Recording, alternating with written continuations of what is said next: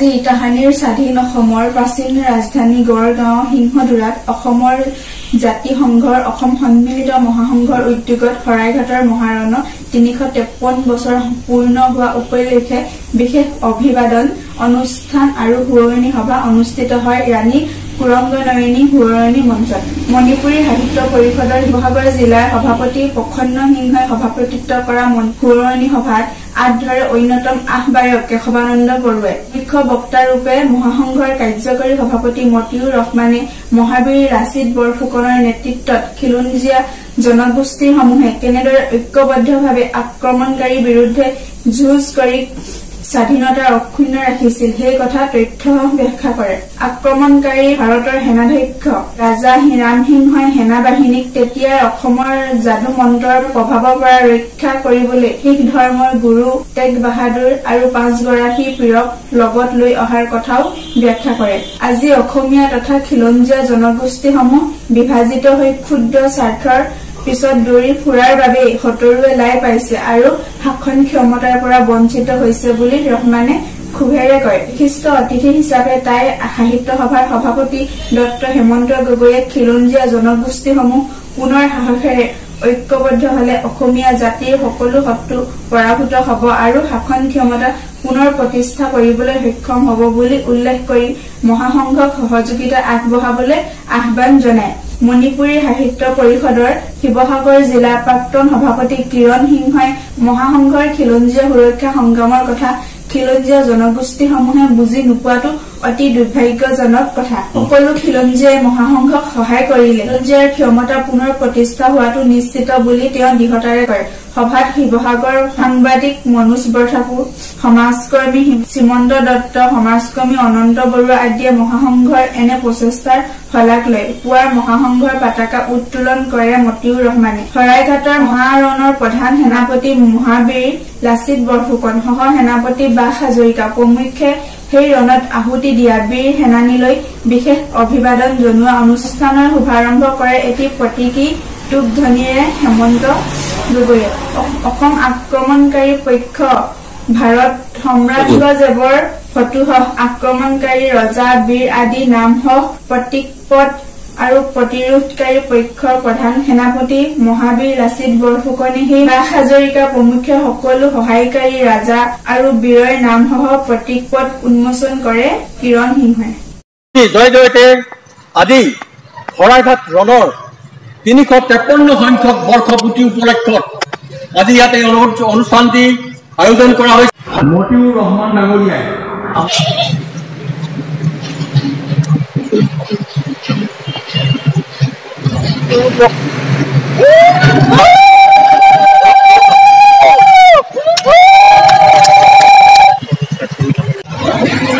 সন্মিলিত মহাসংঘই শৰাইঘাটৰ মহাৰণত অসমৰ স্বাধীনতা ৰক্ষাৰ কাৰণে ভাৰতৰ আগ্ৰাসী সেনাবাহিনীৰ বিৰুদ্ধে যুদ্ধ কৰি আমাৰ দেশৰ সন্মান, ঐতিহ্য, স্বাধীনতা অক্ষুণ্ণ ৰখা মোগলৰ বিৰুদ্ধে যুঁজি প্ৰাণ আহুতি দিছিল এই সকললৈ অভিবাদন জনোৱাৰ উদ্দেশ্যে আৰু শৰাইঘাটৰ মহাৰণৰ সোঁৱৰণী সভা পাতি আমাৰ বীৰ বীৰাংগনা আৰু জাতিৰ যি ত্যাগ সেই ত্যাগক সোঁৱৰণ কৰি নতুন পুৰুষক এই পথৰে আগুৱাই নিজৰ মাতৃভূমি নিজৰ দেশ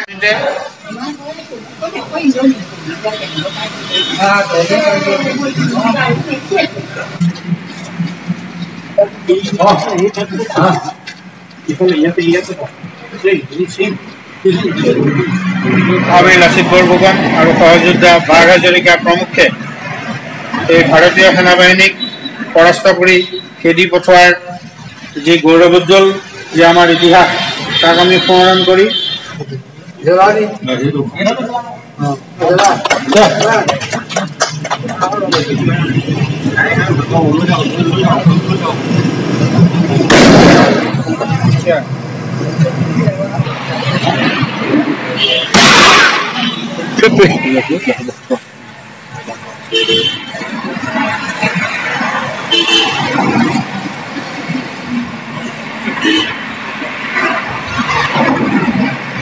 Oh.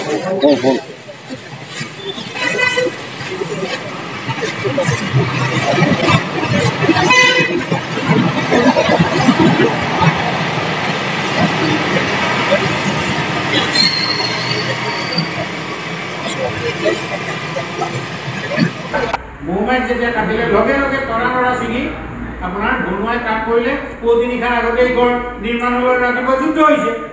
এতিয়া চাওক এই গড় নিৰ্মাণকাৰী বিষয়াজনক মানে শিৰচ্ছেদ কৰা খবৰটো গড়গাঁৱত পাই তাত মানে সেই বিষয়াজনৰ পৰিয়ালৰ মাজত হুলস্থুল লাগিল। তেওঁলোকৰ মাজৰ পৰা ৰজাক অভিযোগ দিলে যে আপুনিহে বিচাৰ কৰি মৃত্যুদণ্ড দিব পাৰে, প্ৰধান সেনাপতিয়ে কেনেকৈ মৃত্যুদণ্ড দিব পাৰে, গতিকে মহাবীৰ লাচিতক ঘূৰাই আনিব লাগে। এতিয়া ৰাজসভাত এগৰাকী ৰাণীয়ে মাত দিলে যে আপুনি যিটো কথা কৈছে সেইটো কথা শুদ্ধ নহয়, কাৰণ ফিল্ডত যুদ্ধ ক্ষেত্ৰত কি ঘটিছে কি পৰিস্থিতি হৈছে এইটো আপুনি গড়গাঁৱৰ ৰাজধানীৰ পৰা আপুনি জানিব নোৱাৰে। গতিকে সেইকাৰণে মহাবীৰ লাচিতক উভতাই অনাৰ সিদ্ধান্ত নল'ব সেইবুলি ক'লে। আল্টিমেটলি মানে হ'ল আৰু সেই লাচিত বৰফুকনে মৌমাই মানে শিৰচ্ছেদ কৰাৰ পিছত এই গড়টো নিৰ্মাণ কৰিবৰ কাৰণে যাতে পুৱতি নিশাৰ ভিতৰত কাম কমপ্লিট হয় তাৰ কাৰণে কাক দায়িত্ব দিছিল জানেনে? সেইজন একদম লাচিত বৰফুকনৰ লগত অনবৰতে লগত আছিল। সেইজন আছিল বেলতলাৰ ৰজা গন্ধৰ্ব নাৰায়ণ। গন্ধৰ্ব নাৰায়ণ কোচ ৰজা। তেওঁক কৈছে যে গন্ধৰ্ব তুমি এতিয়া ইনষ্ট্ৰাকশ্যন কৰি থাকা যাতে পুৱতি নিশাৰ ভিতৰত গড়টো কমপ্লিট হয়। যিটো আমাৰ আজি অতি এই সাম্প্ৰতিককালত অতি প্ৰয়োজন হৈ পৰিছে। হয়, আমি এতিয়া আমাৰ মাজত ইমানেই ভাৱ হ'ল, জনসংখ্যা ইমানেই কমি গ'ল এতিয়া যদি ঐক্যবদ্ধও হওঁ তথাপিতো আমাৰ এতিয়া ভাৰতীয় গণতন্ত্ৰ ভোটৰ যুদ্ধত আমাৰ জিকাৰ অলপ সম্ভাৱনা কম। মই তেনেকৈ ভাবোঁ। তথাপিতো ৰমান ডাঙৰীয়াই কৈ থাকে এতিয়াও উপায় আছে খিলঞ্জীয়া যিটো চনদৰ ভিত্তিত আমাক এতিয়াও খিলঞ্জীয়াই নিজৰ অধিকাৰ ঘূৰাই দিব পাৰে। সেইটো আশাপ্ৰদ কথা।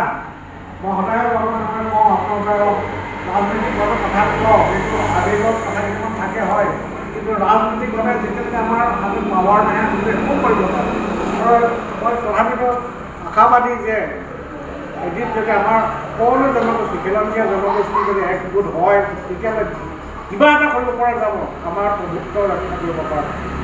আপোনালোকে জানে যেতিয়া আহোম ৰাজত্বৰ দিনত বা লাচিত বৰফুকনৰ দিনত যেতিয়া যুদ্ধখন হৈছিল তেতিয়া অকল গোটেই অসমৰ উত্তৰ পূৰ্বাঞ্চলত যিমানখিনি খিলঞ্জীয়া জনগোষ্ঠী আছে সকলো লোকেই তাত অংশগ্ৰহণ কৰিছিল। আপোনালোকে স্বৰ্গদেউ ৰুদ্ৰসিংহৰ কথা শুনিছে। তেখেতে দিল্লী জয় কৰিবলৈও মনস্থ কৰিছিল। তেতিয়া তেখেতে বহুত আৰম্ভ কৰি গোটেই পূৰ্বাঞ্চলৰ মানুহখিনি সৈন্যবাহিনী লৈ আগবাঢ়িছিল। কিন্তু দুৰ্ভাগ্যবশতঃ তেখেতে গুৱাহাটীতে এটা টান নৰিয়াত পৰে, তাতে তেওঁৰ মৃত্যু হয় আৰু সেই দিল্লী অভিযান সিমানতে সামৰণি পৰিল। যদি দিল্লী অভিযান সফল হ'লহেঁতেন, যদি অসমৰ সেনাবাহিনীয়ে দিল্লী জয় কৰিব পাৰিলে আজি অসমৰ বহুতেই যি নহওক আজি লাচিত বৰফুকনৰ কথা আমি কওঁ। তেখেতে যিটো মই কিছুমান কথা মই ভাবি থাকোঁ যে তেখেতে কিছুমান কথা কৈছিলে যে যুদ্ধত তেখেতে যুদ্ধত মৰিয়া গাড়ী নামিছে আৰু কোনো মহেন্দ্ৰ খন বা কিবা এইবিলাকলৈ বাট চাই তেওঁ ৰোৱা নাছিলে। কাৰণ যুদ্ধ কৰাৰ সময়ত যদি এইবোৰ গ্ৰহ নক্ষত্ৰ চাই যুদ্ধ কৰা হয় তেতিয়া বহুত সময়ত সফল নহ'ব পাৰে। কাৰণ নেপোলিয়ন বোনাপাৰ্টে যদি 5 মিনিট দেৰি কৰিলে তেখেত হাৰিলে বা নেহাৰিলে। গতিকে যুদ্ধ কৰাৰ সময়তো চব সময়তে এটা মানে কি গ্ৰহ নক্ষত্ৰ চাই কৰা নহয়, কিন্তু যুদ্ধ গতিবিধি চাই কৰা সেনাপতিৰ এটা লক্ষ্য, সেনাপতিৰ যিটো হেৰি কৰে টেকটিক্স। গতিকে এতিয়াও সময় আছে, আমি যদি এতিয়াও যদি একগোট হ'ব পাৰোঁ আৰু জনসংখ্যা ফালৰ পৰা সদায় জনসংখ্যাৰ পৰা যদি আমি সবল হ'ব পাৰোঁ তেতিয়া গণতান্ত্ৰিকভাৱে আমি নিশ্চয় জয়লাভ কৰিব পাৰিম। ৰমান ডাঙৰীয়াৰ বক্তৃতাটো শুনিম বুলি ৰৈ দিলোঁ অলপ আৰু বহুত উপকৃত হ'লোঁ। আপোনালোকে নিশ্চয় উপকৃত হৈছে। গতিকে মই মোৰ বক্তব্য সামৰণি মাৰিলোঁ। ধন্যবাদ। মহামান্য বিচাৰপীঠৰ সংবিধানৰ বিৰোধী গৈ যিটো ৰায় দিলে 1951 চনৰ বৰ্ডে 100% কৰি দিলে এই পৰিতাপৰ কথা গতিকে আপুনি জানক এখন বছৰলৈ আমাৰ কি গতি হ'ব নামনিভাৱে গোটেই প্ৰজন্মসকলে সকলো অকুপাই কৰি ল'লে অদনী অসম অলপ গ'ল তিনিচুকীয়া গ'ল ধ্বংস নাই খিলঞ্জীয়াসকল নাই এতিয়া কোনো প্ৰতিনিধি নাই গতিকে ভাবি চাওক আমি কিমান ফালে কোনফালে গতি কৰি আছোঁ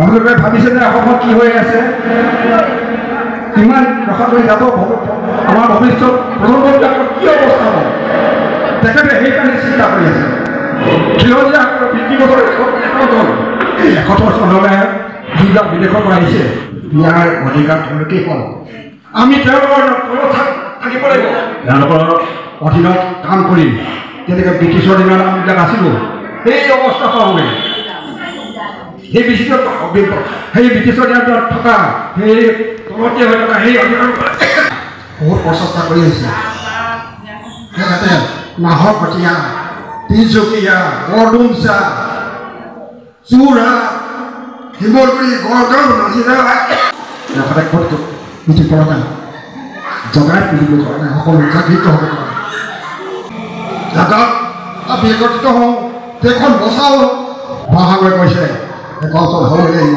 তেখেতে ৰাজ্যৰ বিচাৰপীঠে যিটো ৰায় দিলে সেই ৰায়টো আমি মানি লওঁ তেখেতে আকৌ এপিল কৰিছে 143খন দেশে আমাৰ ভাৰতবৰ্ষই চহী কৰিছে যে খিলঞ্জীয়াসকলৰ মতে আমি খিলঞ্জীয়াসকলৰ স্বাধীনতা দিম কিন্তু ভাৰতবৰ্ষে চাইন কৰিও কাৰ্যকৰী কৰা নাই গতিকে এই একাউণ্টৰে আমি বাচি যাম ইয়াত আৰু অধিকাৰে বিদেশী অধিকাৰ লাগিব আমাৰ অসমৰ খিলঞ্জীয়াসকলক তেওঁলোকেও অধিকাৰ থাকিব আপোনাৰ সহমত বিচাৰিছোঁ ইয়াত একাউণ্টত সহমত বিচাৰিছোঁ আপোনালোকে সহযোগ কৰক তেতিয়া আমি অসমখন বচাব পাৰোঁ 253 বছৰ পূৰ্বৰ শ্ৰীযুত ৰমন ডাঙৰীয়াই তেখেতৰ উন্নত ভাষা এটা বিচাৰ কৰিছে আৰু তাৰ উপৰিও আমাৰ বিশিষ্ট ব্যক্তিসকলে এই বিষয়ে আপোনালোকক সজাগ সচেতনতা দিবৰ বাবে চেষ্টা কৰিছে আশা কৰিছোঁ আপোনালোকে নিশ্চয় এই বিষয়ে জ্ঞান ধাৰণা কৰি আপোনালোকৰ বুদ্ধিমত্তাৰ যোগেদি আপোনালোকে এইখিনি জ্ঞান গ্ৰহণ কৰিছে আৰু ভৱিষ্যতৰ দিনত এই কামখিনি কেনেকৈ জাতিটোক আগবঢ়াই নিব পাৰি তাৰ বিষয়ে হয়তো আপোনালোকে সজাগ কৰিব সেইটো কৰাটো হ'ল আমাৰ কৰ্তব্য বুলি মই ভাবোঁ খিলঞ্জীয়াসকল কি এই বিষয়েও আপোনালোকক বুজাই দিছে খিলঞ্জীয়াসকলৰ যি দায়িত্ব বা যিটো আমাৰ পাবলগীয়া পলিটিকেলি হওক ছ'চিয়েলি হওক এইখিনি আমি বহুতখিনি আমি হেৰুৱাবলগীয়া হৈছে খিলঞ্জীয়াৰ যিটো ৰাস্তা খিলঞ্জীয়াৰ যিটো দায়িত্ব বহুতখিনি আমাৰ এতিয়া আমাক সেইখিনি আমি আয়ত্ব কৰিবলগীয়া হৈছে শৰাইঘাটৰ মহানগৰ 253 বছৰ অসম সংগীত মহানগৰ কাৰ্যকৰী সভাপতি মতিউৰ ৰহমান ডাঙৰীয়াই আমাক এই অনুষ্ঠানটি ইয়াত উদযাপন কৰিবলৈ সুবিধা দিয়াৰ বাবে আমি তেখেতলৈ আন্তৰিক ধন্যবাদ জ্ঞাপন কৰি শুনি শৰাইঘাটৰ পৰাই তেখেতলৈ আজি শৰাইঘাটৰ যুদ্ধৰ 353 বছৰ পূৰ্ণ হ'ল ভাৰতৰ তেতিয়াৰ মোগল সম্ৰাট ঔৰংগজেবৰ নিৰ্দেশত ৰাজা ৰামসিংহই প্ৰায় 1 লাখ সেনাবাহিনী লৈ অসম আক্ৰমণ কৰিব আহিছিল আৰু সেই আক্ৰমণ প্ৰতিহত কৰিছিল মহাবীৰ লাচিত বৰফুকনে সহযোদ্ধা বাৰহাজৰিকা সহ অসমৰ বিভিন্ন খিলঞ্জীয়া জাতি জনগোষ্ঠীৰ ঐক্যবদ্ধ সেনাবাহিনীৰ জৰিয়তে আৰু সেইকাৰণেই আমি সেই আমাৰ স্বাধীনতা ৰক্ষাৰ কাৰণে মৃত্যুবৰণ কৰা সেনানীসকললৈকে আমি বিশেষ অভিবাদন কাৰ্যসূচী আজি আমি পালন কৰিছোঁ ভাৰতৰ আক্ৰমণকাৰী পক্ষৰ প্ৰতিচ্ছবি উন্মোচনৰ জৰিয়তে আৰু আক্ৰমণ প্ৰতিহত কৰা আমাৰ মহাবীৰ লাচিত বৰফুকন আৰু তেওঁৰ